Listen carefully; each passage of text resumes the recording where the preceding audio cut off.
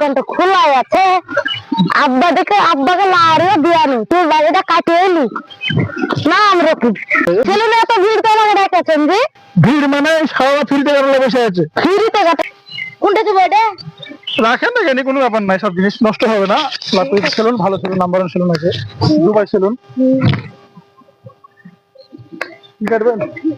আগে দাড়িটা কাটাবেন। তো তো মোটামুটি ঠিকই আছে, সামনে তো ঋতু আছে আপনার, এখন কাটতেই যাবে। কাটাই দেন।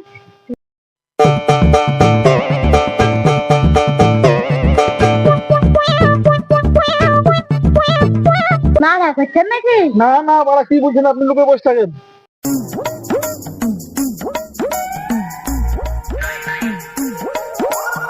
দাড়ি তো মানে 60-70% কাটা নাই। ওই আজ বয়স লোকেরা আসা হয় না, মাঠে কাজটা করি তো। বাড়িতে পাচ্ছেন নাকি?